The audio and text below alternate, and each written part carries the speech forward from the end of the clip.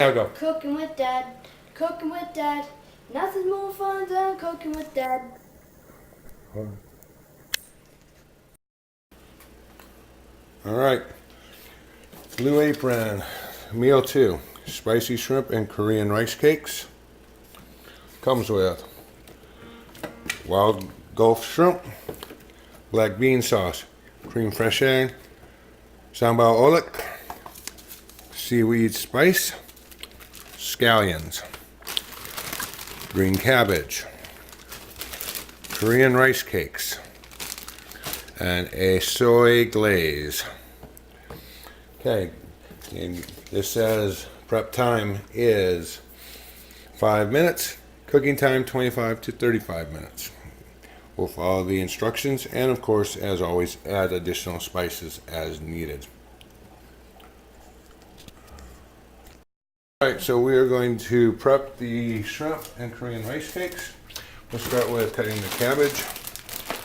The directions say to cut this loosely chopped and remove the cabbage core. So, let's remove the core really quickly. That's gone. Rid of that. Now we'll just chop it. Chop this. Of course, chop. Watch your fingers and chop. We'll just add that to this bowl for now. Next step is to cut the green scallions. Tops and bottoms cut. So let's clean off rinse it really quick. Okay. Take the root off. There we go. Cut this up. Get these top nice dice on this. Finer the dice, the better. We want to go all the way up to it hurts. Return it to the green top. Okay. You got some more chops just to dice this up. So you get a better mix of the dice fine. Okay. We have that diced. Add that in here. We add it into the mix. Now the green onion tops. These are going to be mainly for garnish, but they do have good flavor. Okay. And we'll put the rest of that just like this into here. This right here. There we go. And that is the extent of the prep. Less than 2 minutes. Alright, so now we have our oil nice and to a medium heat, olive oil in the pan. We're going to start with adding just a little bit of garlic, just to help season up this oil. Let that get a little warm. It'll also help to make sure you have the temperature right. Scoop that around. I like to use wood whenever cooking. It tends to not impart any metallic flavors into what you're cooking. And it doesn't mess up your pans by scarring them up. Spread that out, let that cook for a minute. While that's going, we're going to sit here and talk a little bit. One of the other things I like to do is add a little just lemon juice when I'm working with any seafood, as well as following the recipe. Don't be afraid to deviate a little bit from these recipes, as they are made to be very basic, and you should season it to the taste of your guest or yourself. Okay, as you see, we're getting a nice little fry going on that. Alright, so let's turn up the heat just a little bit. I like medium. I like cook with a little higher heat here. Alright, so now recipe calls us to heat up about 2 tablespoons of oil in a large skillet. We're going to cook the cabbage. I'm going to deviate a little bit from their recipe on this. Medium heat. We're going to get this oil up to medium temperature. And then we'll add the cabbage in. Now, I've cut a little extra cabbage. We're going to stretch this to be a 3-person serving versus a 2-person. Yeah, let's add a little more olive oil. Can't hurt. All right, once it gets to medium heat, we will then toss in the cabbage and the scallions. I like to start with the scallions first. It will actually help to get a little more flavor in there. Plus, I'm going to add just a little bit of minced garlic to add a little more layers of flavor.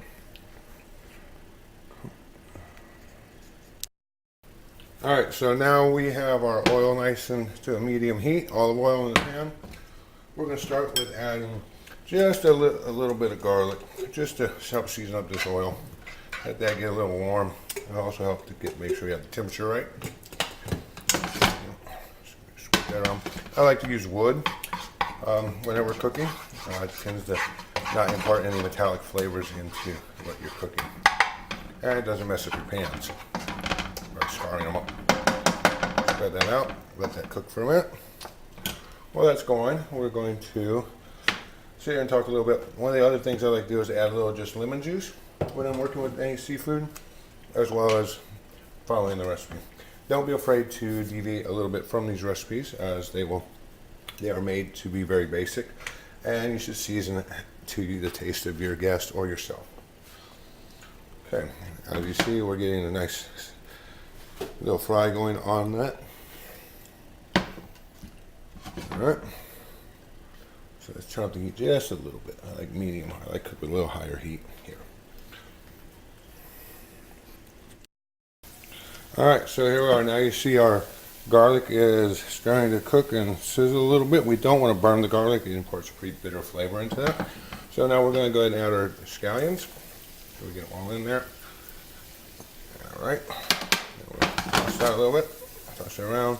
If you can't really toss it, if it's not much, just use your wooden utensil. You can actually use chopsticks to do this as well.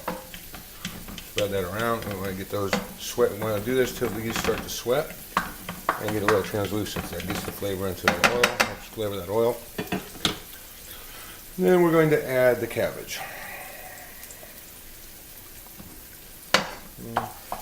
One of the things about working with scallions and things like this, you want to try and layer the flavors in. It helps, also controls, keeps certain things from overcooking, because your temperature changes as you go through this as well. So, as you see, and the scallions, you only break these whole pieces apart if you didn't get the dice done really well, which I didn't. Spread that out. You'll start getting a nice aroma coming off. You'll smell the garlic and onions, kind of start the scallions, onions. They're from the same family. But you'll start actually getting a nice aroma of both of those flavors infusing. Alright, once that's done, we're going to toss in the cabbage. Okay, and what we want to do is we want to get this cabbage well coated with the olive oil and mix it in with the garlic and the scallions. Yep, I'm going to toss it, get a nice toss. There we go, that's the easiest way to toss it all together. Okay, once that's done, we're also going to season it with a little bit of salt and pepper. I like to use a pepper mill, still ground fresh ground pepper, as opposed to using already brown pepper. This is a much more rich flavor of the pepper. And for salt, I tend to use kosher salt. And control it by just taking a little pinch and adding it in. Give it another toss. Alright. Leave it on that heat, and it's about 3 to 5 minutes for this, and then we will move on to the next step. Alright, so this has been about 2 minutes. As you see, you're getting a nice browning going, and you're wilting your cabbage. Cabbage is pretty robust, but you don't want to overcook it. You want that crunchiness in that cabbage for this recipe. Okay. Alright, so the next step on the recipe is to add a quarter cup of water, let it cook off, and so we're going to add that in right now, and let that cook off, just to help finish steaming this off. Alright, and here comes about a quarter cup of water. There we go.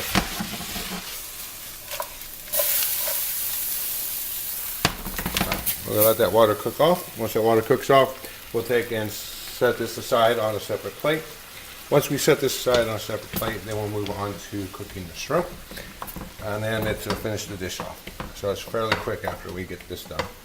So once this water cooks off, we will move into the shrimp phase and the final plating stage. Now that we have our cabbage wilted, we're going to transfer it to a separate bowl. With that, then we'll move into the cooking of the shrimp.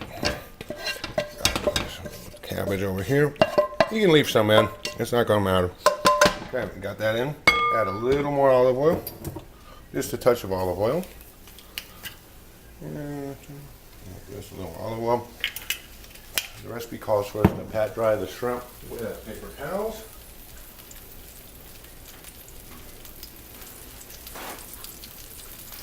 Yep.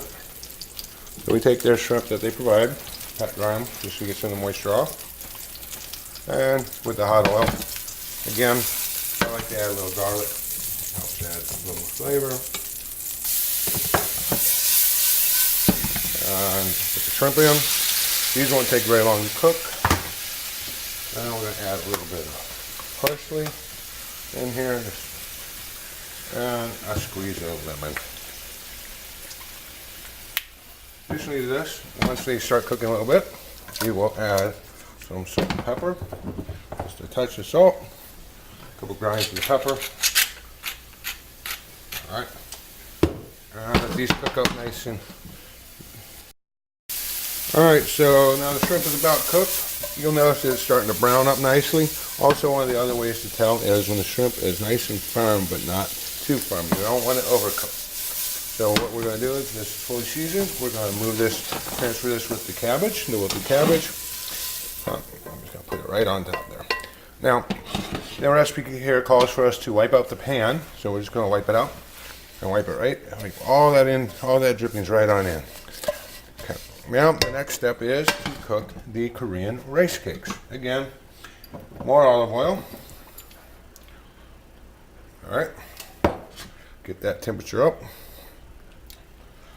So we get nice, probably a little much on that one, but that's okay. Now let's grab the Korean rice cakes.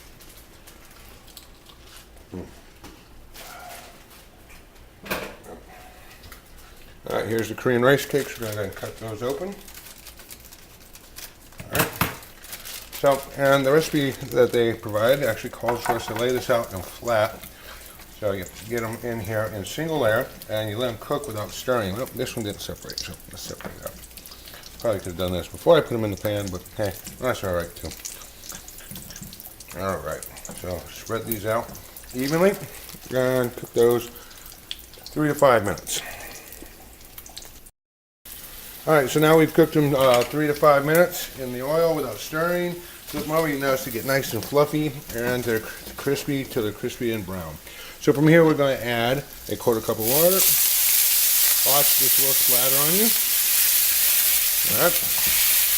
And it says to cook until the water is cooked off. This is actually one of the first times I've actually worked with Korean rice cakes, so it's kind of a different challenge for me as well. And as soon as that water cooks off, we will then combine it with this cabbage and the shrimp, add the final seasonings, and move to plating. All right, now we've added our shrimp, our cabbage, and our fried Korean rice cakes. Toss them together. All right. That's what we're starting to look at there. Okay. And now, the recipe calls for us to add our black bean sauce that they provided. So pour that in. And we'll use a spoon to get as much of it out as we can. We want all that flavor. All right. All right.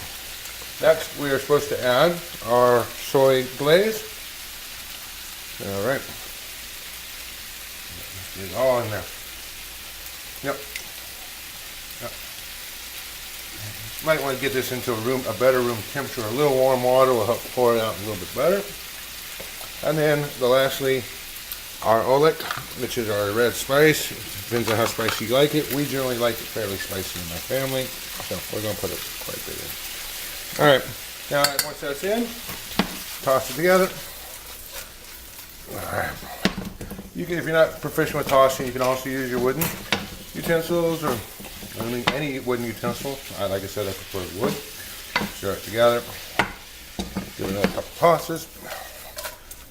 All right, there we go. There's enough to keep it warm and coat it.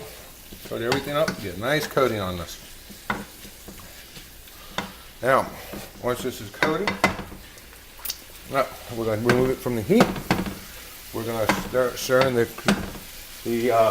creme fraiche, and we'll then garnish with the scallion tops and plate it up. All right, next to plating. All right, so now we are at the plating section. First, we have to stir in the creme fraiche. A nice creamy. Just gotta push it all in there as much as you can. Some people like it, some don't. I love creme fraiche. And I like to make my own normally. Alright, so I'll stir that in. There's a nice creamy texture to it. So now what you see, this is what we're going to plate. Now, one deviation from the recipe, I went ahead and added a bed of homemade sushi rice. It's a little sticky and sweet, and we like to put that, so we're going to just add this to the middle. Add some shrimp, make sure we get cabbage for everybody. Alright. That in, make sure we get the rice cakes in there.